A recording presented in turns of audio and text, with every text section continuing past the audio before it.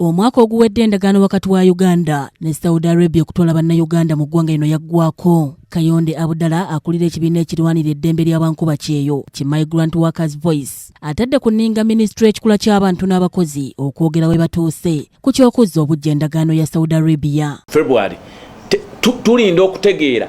conclusion y'ebyo bye twawaayo eriwa era bannaffe abagenda okusayininga essaawa yonna gye banaasayininga oba banaasayininga mwaka gujja ffe tuyinza okuba tebitukwatako nekitwetaaga okumanya abakulu bano batuyite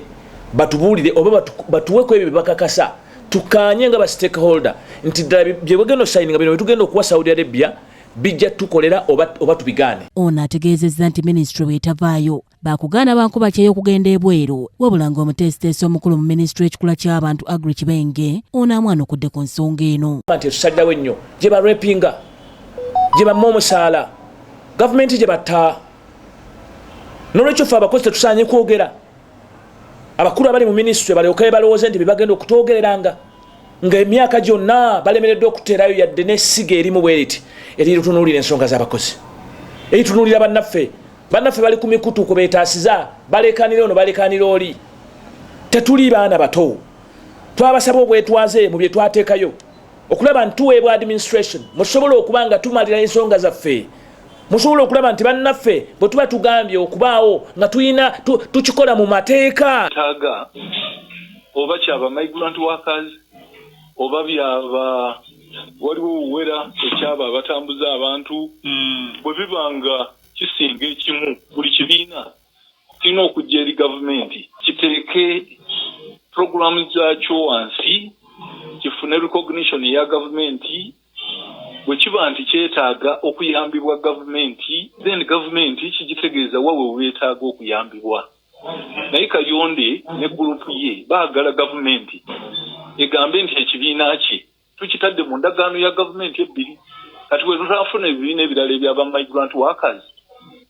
abatali ba Kayonde nabo tubateeke mu ndagaano ya gavumenti. Amusabye okubatuukira bw'abanga ayagala okumanyisibwa ku bikwatagana ku ndagaano ya Saudi Arabia ne Uganda. Abaana bamulekwa abaana bafiidde ku byeyo abaana abali mu malwaliro abakomyewo nga bagudde eddalu ebyo byonna byemu ku bizibu bye tunuulira ng'ekijja okubimalawo ffe kubeera nga tulina obwetwaze mu nsonga zino era nga tumensioningiddwa mu ndagaano kubanga bw'otatwogerako mu ndagaano eyo kitegeeza tujja kuba bakyetwala mu nsi eri.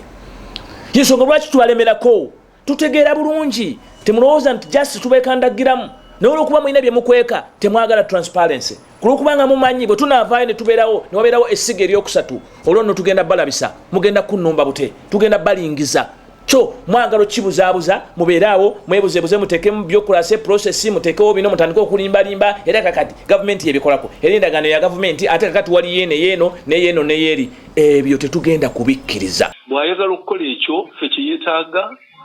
kukolagana naffe ku signinga MOU wakati w'ekibiina kye ne gavumenti ne tukimanya nti abantu bano bakola mu eri eno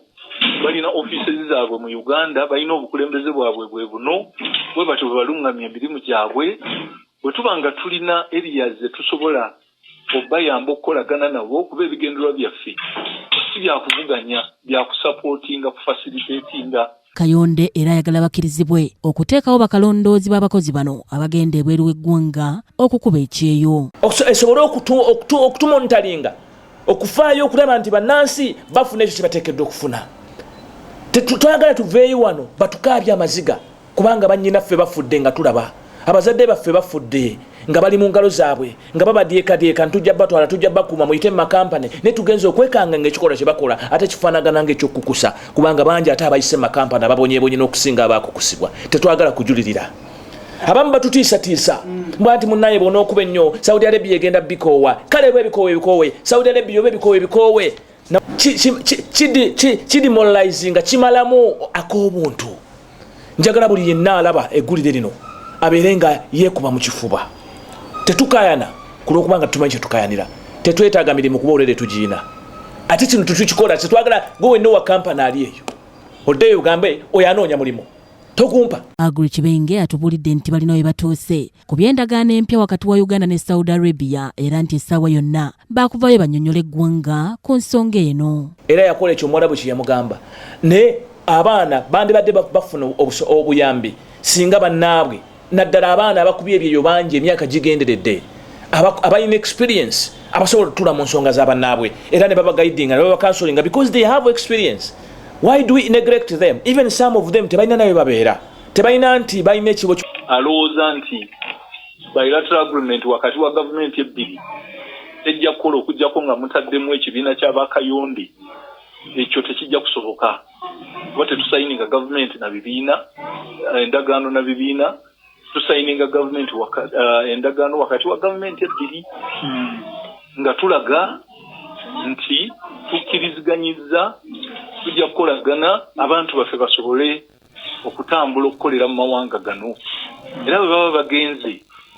twagala bayambibwe mu ngeri efaanana bweti. Omulangira Junji Moses yakusakidde eggulire lino ku Rocket TV amalindirire.